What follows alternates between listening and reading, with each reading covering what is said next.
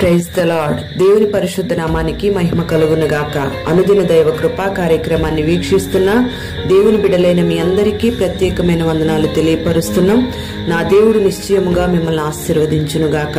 కీర్తనల గ్రంథం 38వ అధ్యాయం 21వ వాక్యంలో, యెహోవా నన్ను విడువకుము, నా దేవా నాకు దూరముగా ఉండకము అని ఇక్కడ భక్తుడు దేవునికి మొరపెడుతున్నట్లుగా ఈ వాక్య భాగంలో రాయబడి ఉంది.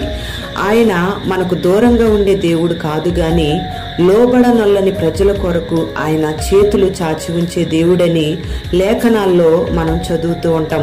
అంటే రక్షించబడని ప్రజల కొరకు ఆయన చేతులు చాపబడి ఉన్నాయి. రక్షించబడిన ప్రజలు ఆయన చేతిలోనే ఉన్నారని ఇక్కడ ఈ వాక్యం ద్వారా మనకు అర్థమవుతుంది. అయితే మన అతిక్రమ క్రియలను బట్టి, మన అవిధేయమైన కార్యాలను బట్టి, మనలో ఉన్న పాపభూయిష్టమైన జీవితాన్ని బట్టి మనం దేవునికి దూరమైపోతూ ఉన్నాం.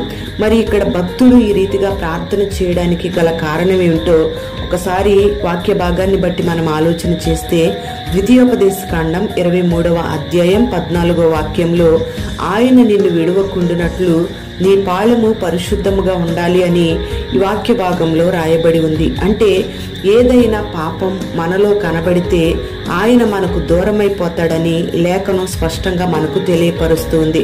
అందుకే మన జీవితంలో, మన హృదయంలో పాపం ఉండకుండా మనం జాగ్రత్త కలిగి ఉండాలి. ఒకవేళ మనలో అపవిత్రతను చూసి ఆయన మనల్ని చేయి విడిచిపెడితే, ఆయన మనకు దూరమైపోతే మన పరిస్థితులు చాలా భయంకరంగా ఉంటాయి. సంసోను యొక్క జీవితాన్ని మనం గమనిస్తే, దేవుడు ఎన్నిసార్లు హెచ్చరించినా సంసోను వినలేదు. దేవుడు అందుకే సంసోనుని విడిచిపెట్టేశాడు.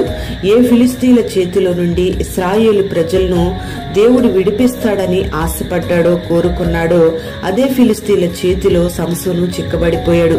ఒక గుడ్డివానిగా మారిపోయాడు.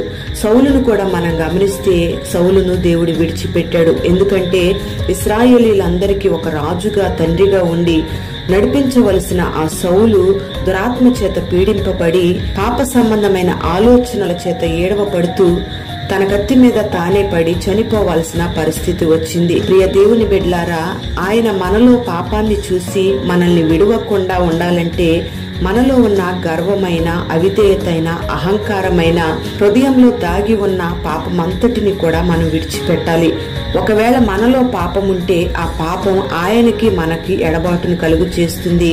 ఆయన మనల్ని విడిచిపెట్టే అవకాశం ఉంటుంది. అందుకే ఆయనతో ఒక మంచి సహవాసాన్ని మనం కలిగి ఉండాలి. ప్రియ దేవుని బిడ్డలారా, దేవుడు మనల్ని విడిచిపెట్టే దేవుడు కాదు.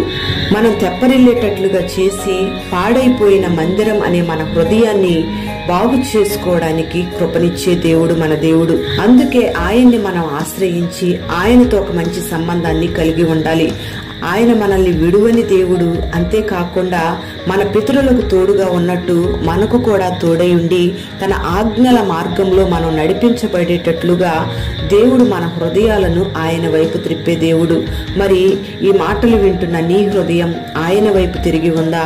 లోకం వైపు, లోకంలో ఉన్న వాటి వైపు తిరుగుందా? గమనించుకోవాలి. ప్రియ దేవుని బిడ్డ, మరి దేవుడు నిన్ను విడవకుండా, నీకు దూరంగా ఉండకుండా ఉండాలంటే నీవు ఈ భక్తుడి వలె మొరపెట్టాలి. నీ జీవితాన్ని జాగ్రత్తగా కాపాడుకోవాలి. నీ హృదయంలోనైనా, నీ కుటుంబంలోనైనా దేవునికి విరోధమైన, ఇష్టం లేని ప్రతి కార్యాన్ని నువ్వు తొలగించుకోవాలి. నీ పాళెము పరిశుద్ధంగా ఉండడానికి నువ్వు ప్రయత్నం చేయాలి. అప్పుడే దేవుడు నిన్ను సమీపించి నిన్ను విడవకుండా, నిన్ను కాపాడుతూ, నీకు దూరంగా ఉండకుండా నిన్ను ఆనుకొని, నిన్ను హత్తుకొని ఉంటాడు.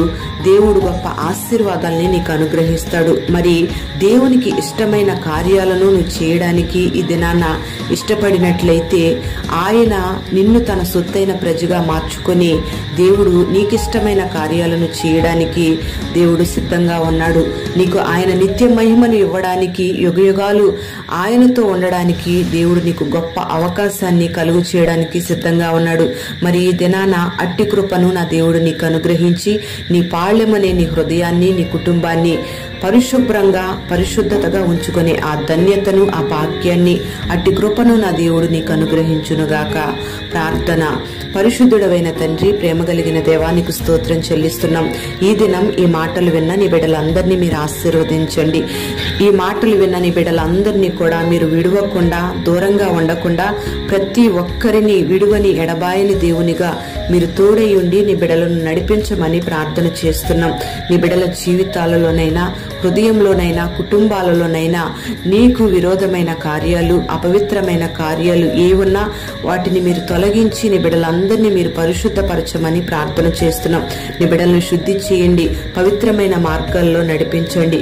గొప్ప కార్యాలు నీ బిడ్డల జీవితాల్లో చేసి పాళ్యాన్ని పరిశుద్ధంగా ఉంచుకొని నీ ఆజ్ఞల మార్గంలో నడిపించబడే కృపను నీ బిడ్డలకు మీరు దయచేసి నీ వైపు త్రిప్పుకొని నీ బిడ్డలకు స్థిరమైన మనస్సును కలుగు చేసి నీ బిడ్డలను దీవించి ఆశీర్వదించి మహిమ, ఘనత, ప్రభావాలు మీరు పొందుకొనమని నజరేయుడైన యేసు నామములో అడుగుచున్నాము తండ్రి.